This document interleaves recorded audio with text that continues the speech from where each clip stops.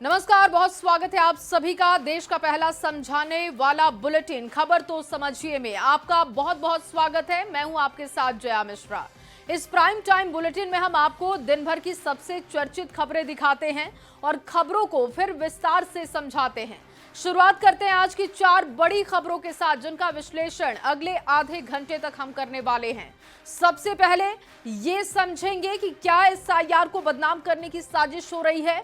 क्या जीत का फैक्टर महिला वोटर है? शिकंजे में शातिर शमा परवीन की पूरी कहानी आपको समझाएंगे। और 25% अमेरिकी टैरिफ का क्या असर भारत पर होगा, ये सब कुछ आपको सबसे पहले रिपोर्ट के जरिए बताएंगे और उसके बाद खबर का विश्लेषण अगले आधे घंटे तक करेंगे। तो चलिए शुरू करते हैं देश का पहला समझाने वाला बुलेटिन खबर तो समझिए।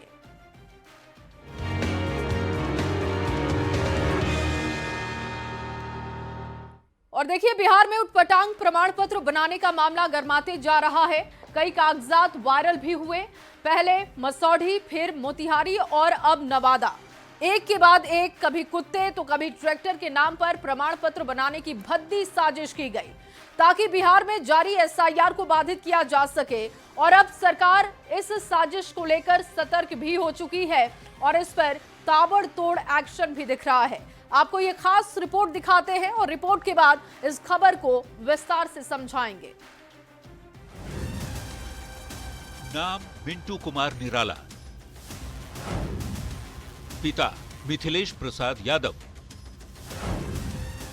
पता श्रीपुर घोसी जहानाबाद, कार्य मसौढ़ी अंचल में कंप्यूटर ऑपरेटर।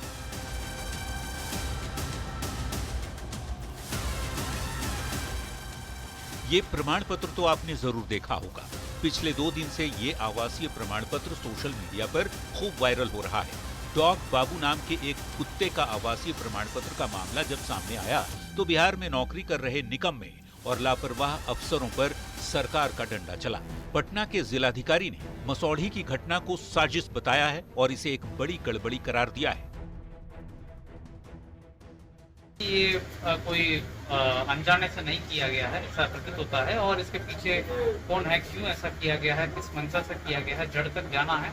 और जो भी कारण हो, जो भी व्यक्ति इसके पीछे हो, सब लोगों को सामने लाना है और कठोर से कठोर कार्रवाई करना।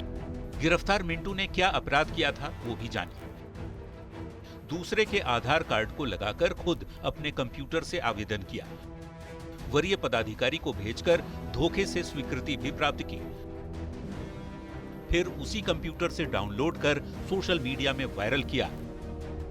जब मामला सुर्खियों में आया तो अपने कंप्यूटर और सोशल मीडिया का डेटा डिलीट कर दिया।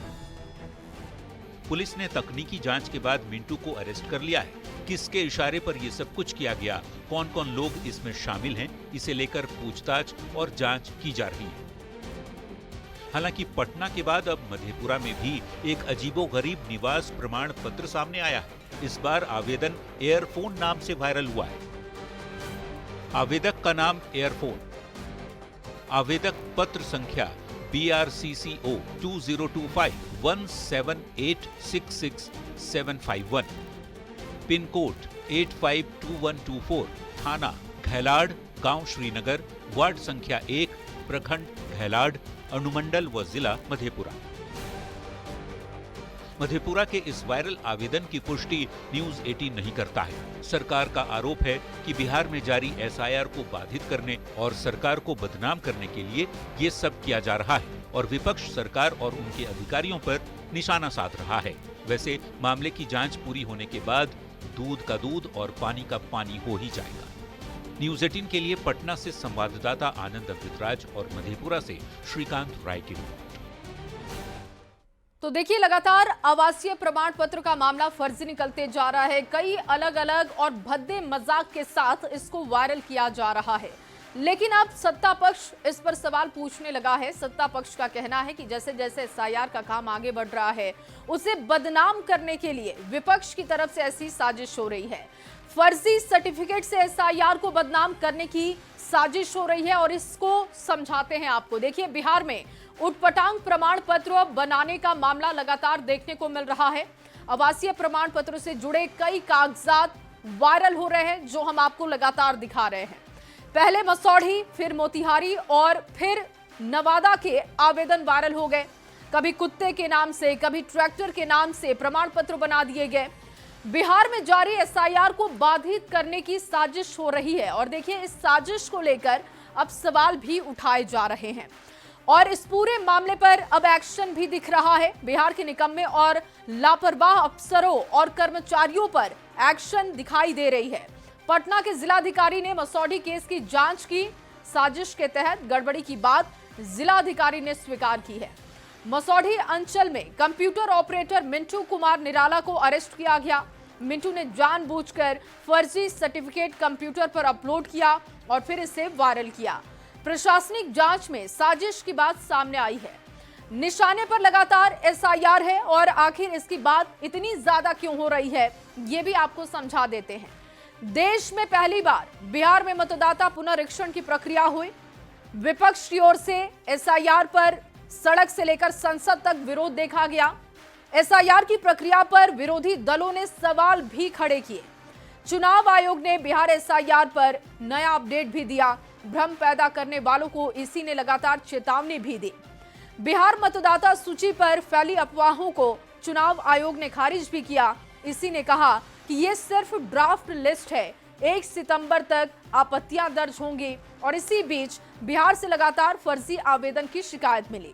प्रशासन की ओर से इसे एसआईआर के साथ सरकार को बदनाम करने की साजिश भी बताया गया।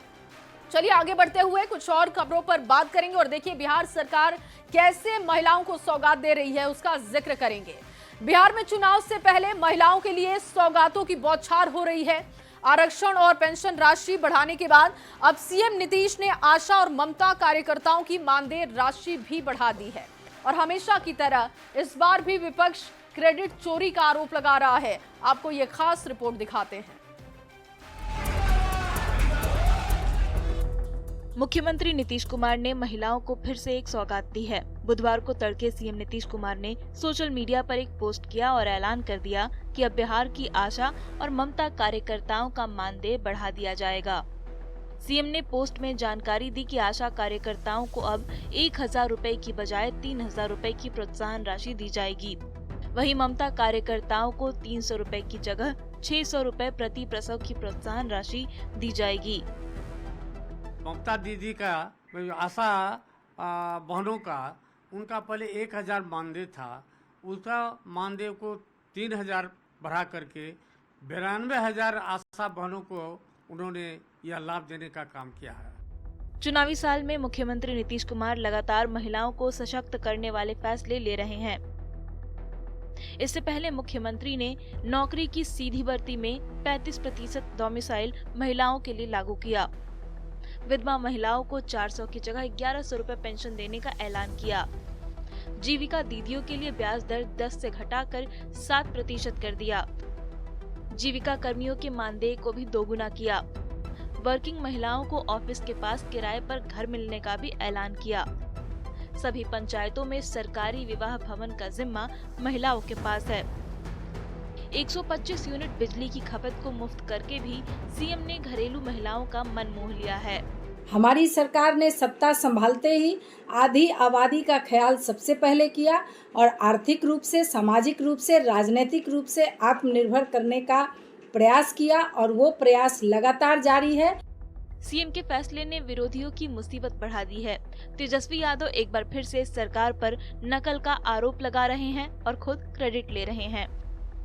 तेजस्वी ने एक्स पर पोस्ट कर पूछा, सब कुछ तेजस्वी का ही नकल करोगे या अपनी भी अकल लगाओगे? कौन सी व्यवस्था? आशा ममता को चंद 100 रुपए बढ़ा देने से ये कोई व्यवस्था नहीं, और ये भी आप तेजस्वी प्रसाद यादव जी के डर से, चुनाव के डर से किए हैं। हमें विश्वास है तेजस्वी प्रसाद यादव जी की घोषणाओं पे, हमें विश्वास है तेजस्वी प्रसाद यादव जी जब स्वास्थ्य मंत्री थे उनके कार्यकाल पे तेजस्वी प्रसाद यादव जी, माननीय मुख्यमंत्री जी, प्रेज करना बंद कीजिए, सेल्फ प्रेज करना बंद कीजिए। Self praise is no praise. सरकार का दावा है कि इस फैसले से बिहार की स्वास्थ्य व्यवस्था में सुधार आएगा, पर चुनाव से चंद महीने पहले हो रहे इन फैसलों पर सियासत भी गर्माती जा रही है। न्यूज़ 18 के लिए पटना से संवाददाता आनंद अमृतराज और दिल्ली से अमितेश सिंह की रिपोर्ट।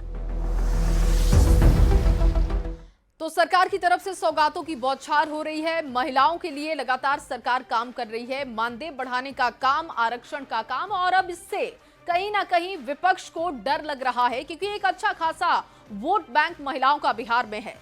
क्या जीत का फैक्टर महिला वोटर हैं, ये अब आपको समझाते हैं। चुनावी साल में आशा और ममता दीदियों को सौगात दी गई सरकार की तरफ से। सीएम ने मानदेय बढ़ाने का ऐलान किया। आशा कार्यकर्ताओं को 1000 की जगह पर 3000 मानदेय का भुगतान सरकार करेगी। ममता दीदियों की बात हो तो इनकी भी प्रोत्साहन राशि बढ़ा दी गई है। देखिए, ये प्रसव कराने के लिए प्रति प्रसव 300 रुपए लेती थी, लेकिन अब इसे बढ़ाया जा रहा है और 600 रुपए सरकार की तरफ से इनको दिया जाएगा। चुनावी साल में महिलाओं के लिए सीएम के बड़े फैसले भी अब आपके सामने रख रहे हैं। नौकरी की सीधी भर्ती में 35% डोमिसाइल मिलेगा, ये बड़ा ऐलान सरकार का रहा। विधवा महिलाओं के लिए भी सरकार ने काम किया। 400 की जगह पर 1100 रुपए प्रति माह पेंशन देने का ऐलान हुआ। जीविका दीदियों के लिए ब्याज दर 10% से घटाकर 7% किया गया। जीविका कर्मियों के मानदेय को भी सरकार ने दोगुना किया। वर्किंग महिलाओं को लेकर ऑफिस के पास किराए पर घर मिलेगा, ये सरकार ने सहूलियत दी। सभी पंचायतों में सरकारी विवाह भवन का जिम्मा महिलाओं के पास होगा। महिलाओं के लिए कई शहर में पिंक बस का तोहफा भी सरकार ने दिया। और देखिए, एक के बाद एक सरकार ने कई बड़े ऐलान किए। पंचायती राज में महिलाओं के लिए 50% आरक्षण, इसका ऐलान हुआ। 2006 में साइकिल योजना की शुरुआत, इसके साथ ही सिपाही भर्ती में महिलाओं के लिए 35% आरक्षण का भी ऐलान। महिलाओं की मांग पर शराबबंदी सरकार ने की। महिला सशक्तिकरण के लिए जीविका दीदी संगठन बनाया गया। स्वयं सहायता समूह को भी मुख्यमंत्री नीतीश कुमार ने बढ़ावा दिया और एक इस तरीके से बड़ा वोट बैंक उनके खाते में जुड़ता चला गया। अब बात शमा परवीन की होगी। देखिए, झारखंड की रहने वाली शमा परवीन, गुजरात एटीएस ने बेंगलुरु से उसे गिरफ्तार कर लिया। शमा परवीन आतंकी संगठन अलकायदा मॉड्यूल की ऑपरेटर है, जिसका कनेक्शन पाकिस्तान से भी बताया जा रहा है।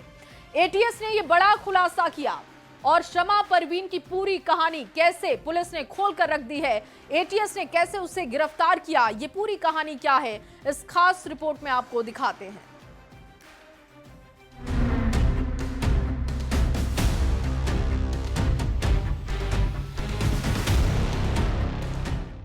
पूरा नाम शमा परवीन अंसारी, उम्र लगभग 30 साल, पता कोडरमा, झारखंड, ठिकाना बेंगलुरु, कर्नाटक, और आरोप आतंकी संगठन अलकायदा से कनेक्शन। ये कुंडली है शमा परवीन अंसारी की, जिस पर पाकिस्तान के आतंकी संगठन अलकायदा के साथ मिलकर देश में जहर फैलाने का आरोप है। अलकायदा टेरर मॉड्यूल की मास्टरमाइंड शमा परवीन अंसारी अब एंटी टेररिस्ट स्क्वाड यानी एटीएस के शिकंजे में है। कि ये जो महिला है ये मूल झारखंड की रहने वाली है और ये अभी कुछ सालों से अपनी फैमिली, ब्रदर, मदर के साथ में बेंगलोर में रह रही है। ये बीकॉम तक पढ़ी हुई है। शहर दर शहर शमा ने ठिकाना तो बदला, लेकिन इसका नाम और काम एक रहा, देश की शांति में नफरती जहर घोलना। हालांकि इसकी चालाकी काम ना आई। बुधवार को गुजरात एटीएस ने बेंगलुरु से शमा को गिरफ्तार कर लिया। मूल रूप से कोडरमा, झारखंड की रहने वाली शमा परवीन 4 साल से बेंगलुरु के आरटी नगर में रह रही थी। बेंगलुरु से पहले शमा का ठिकाना हैदराबाद में था। इसके फ़ोन को हमने इसको अरेस्ट करने के साथ ही सीज कर दिया था, पर इसका जो शुरुआती स्टेटमेंट लिया गया है उसके अंदर ये बहुत सारे पाकिस्तान के व्हाट्सएप अकाउंट वगैरह से कांटेक्ट में है। शहर बदलने वाली शातिर शमा कहां तक भागती, पुलिस ने इसे ढूंढ ही निकाला। शमा तक पहुंचने की कहानी भी बड़ी दिलचस्प है। एटीएस को जैसे ही पता चला कि Shama Parveen Ansari Al Qaeda terror module से जुड़ी है, Al Qaeda in the Indian subcontinent यानी AQIS से इसका कनेक्शन है, तो एटीएस ने इसके सोशल मीडिया अकाउंट को रडार पर ले लिया, जिसका राज 22 जुलाई को गिरफ्तार इसके 4 साथियों ने पूछताछ में उगला था। जांच की सुई जैसे जैसे आगे बढ़ी, पुख्ता सबूत एटीएस के हाथ लगे कि सोशल मीडिया अकाउंट को शमा परवीन ही हैंडल करती थी। इन अकाउंट के 10,000 से ज्यादा फॉलोअर्स थे। जिहाद और गजवा-ए-हिंद के नाम पर मुस्लिम युवकों को भड़काने के लिए पोस्ट करती थी। भारत के खिलाफ हिंसा फैलाने की साजिश रच रही थी। राष्ट्र विरोधी और भड़काऊ संदेश फैलाने के लिए सोशल मीडिया का इस्तेमाल करती थी। इन अकाउंट से अलकायदा के नेताओं के वीडियो और भड़काऊ भाषण भी शेयर किए जा रहे थे, जिसके बाद एटीएस अलर्ट हुई और शमा परवीन अंसारी को धर दबोचा गया। देखना होगा पूछताछ में अब शमा कितने राज उगलती है। रांची संवाददाता ओम प्रकाश के साथ ब्यूरो रिपोर्ट, न्यूज़ 18। और देखिए, शमा परवीन की गिरफ्तारी एटीएस के लिए एक बहुत बड़ी चुनौती थी, लेकिन अब ये एक बहुत बड़ी सफलता भी बन चुकी है। बहुत सारे कनेक्शन ऐसे खुलेंगे, कैसे ये पूरा मॉड्यूल चल रहा था, ये सब कुछ आपके सामने रखने जा रहे हैं, विस्तार से आपको समझाएंगे। सबसे पहले समझ लीजिए शमा परवीन की पूरी कहानी, ये कुंडली क्या है, आपके सामने रख रहे हैं। देखिए, शमा परवीन का पूरा नाम शमा परवीन अंसारी है। शमा परवीन अंसारी की उम्र लगभग 30 साल है। मूल रूप से झारखंड के कोडरमा की रहने वाली है। तिलैया थाने के असनाबाद में शमा का अपना घर बताया जा रहा है, लेकिन पहले शमा हैदराबाद में रही, फिर बेंगलुरु में वो शिफ्ट हो गई थी। 2019 में पिता की मौत के बाद परिवार बेंगलुरु में शिफ्ट हुआ। शमा के 2 बड़े भाई हैं जो कि सॉफ्टवेयर इंजीनियर बताए जा रहे हैं। शमा की एक बड़ी बहन कोलकाता में साइंटिस्ट भी है। शमा परवीन अंसारी ने भी खुद बीटेक की पढ़ाई की है। स्थानीय लोगों का आरोप है कि शमा इस्लामी सोच की लड़की थी। शुरू से ही वो इस तरीके के कामों में इंटरेस्ट रखती थी। अब समझिए कि शमा परवीन की गिरफ्तारी क्यों हुई। आतंकी संगठन अल-कायदा से कनेक्शन का आरोप इस पर है। अल-कायदा टेरर मॉड्यूल की मास्टरमाइंड होने का आरोप इस पर लगा। एटीएस का कहना है कि पाकिस्तान से भी शमा परवीन का कनेक्शन है, जिसको हम खंगाल रहे हैं। शमा 4 साल से बेंगलुरु के आरटी नगर में रहने का काम कर रही थी। बेंगलुरु से ही अल-कायदा के हैंडलर के रूप में वो काम करती थी और यहीं से लोगों को वो जोड़ती थी।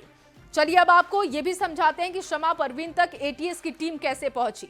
देखिए, लंबे समय से एटीएस के रडार पर शमा परवीन थी। सोशल मीडिया अकाउंट उसका खंगाला जा रहा था। 22 जुलाई को शमा के 4 साथियों की गिरफ्तारी होती है, जिनसे पूछताछ होती है। राज वो उगल देते हैं। शमा परवीन सोशल मीडिया अकाउंट को हैंडल करती थी। शमा पर मुस्लिम युवकों को भारत के खिलाफ हिंसा के लिए उकसाने का आरोप लगा है, जिसकी पुष्टि के बाद बेंगलुरु में एटीएस ने दबिश दी और शमा को गिरफ्तार यहां से किया गया। और अब इससे कई राज खुलने वाले हैं। एटीएस का कहना है कि ये एक बहुत बड़ी गिरफ्तारी है। चलिए आगे बढ़ते हुए बात अमेरिका की करते हैं, डोनाल्ड ट्रंप की करेंगे। दरअसल अमेरिका के राष्ट्रपति डोनाल्ड ट्रंप ने भारत को बड़ा टैरिफ झटका दे दिया है। ट्रंप ने 1 अगस्त की डेडलाइन से पहले भारत का 25% टैरिफ और एक्स्ट्रा पेनल्टी लगाने का ऐलान कर दिया।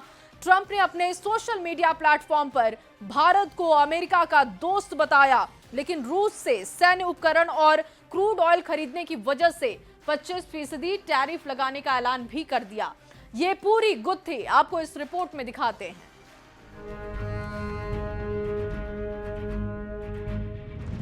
अमेरिका और भारत के बीच ट्रेड डील को लेकर अमेरिकी राष्ट्रपति डोनाल्ड ट्रंप ने एक तरफा ऐलान करते हुए भारत पर 25% टैरिफ लगाने का ऐलान किया है। ट्रंप ने खुद सोशल मीडिया प्लेटफॉर्म एक्स पर इसकी जानकारी देते हुए लिखा, भारत हमारा मित्र है, लेकिन हमने भारत के साथ पिछले कई वर्षों में अपेक्षाकृत कम व्यापार किया है, क्योंकि उनके टैरिफ दुनिया में सबसे अधिक है, जो कि अमेरिका को व्यापार बढ़ाने में रोकता है। भारत लगातार सैन्य उपकरण रूस से खरीदता आया है, जो कि सही नहीं है। हर कोई चाहता है कि रूस यूक्रेन पर हमला रोके, लेकिन भारत रूस से लगातार व्यापार को बढ़ा रहा है, जो कि सही कदम नहीं है। इसलिए इन सभी मामलों को देखते हुए अमेरिका ने भारत पर 25% टैरिफ लगाने का फैसला किया है और ये 1 अगस्त से लागू हो जाएगा। 25% टैरिफ बढ़ाने से भारत के मार्केट पर भी बड़ा असर पड़ सकता है। सुनिए विशेषज्ञ क्या कहते हैं। हमारी ओवरऑल इकोनॉमी के ऊपर इसका कोई ज्यादा नेगेटिव असर हो सकता है, इवन इफ इट अगर ट्रेड डील नहीं होती। अमेरिकी राष्ट्रपति डोनाल्ड ट्रंप भारत और रूस के बीच बढ़ते व्यापार, खासकर तेल और डिफेंस सौदों से नाराज हैं। उन्होंने पहले ही रूस के साथ व्यापार करने वाले देशों जैसे भारत और चीन पर बड़ा टैरिफ लगाने की धमकी दी थी। अब भारत पर तो 25% टैरिफ लगा भी दिया गया है। ये टैरिफ भारत के फार्मास्यूटिकल्स, टेक्सटाइल और IT जैसे निर्यातों को प्रभावित कर सकता है। Bureau report, news 18। और रिपोर्ट देखने के बाद चलिए अब समझ लीजिए कि भारत पर 25% अमेरिका टैरिफ का क्या असर पड़ेगा। अमेरिकी राष्ट्रपति डोनाल्ड ट्रंप ने भारत से व्यापार पर बड़ी घोषणा की है।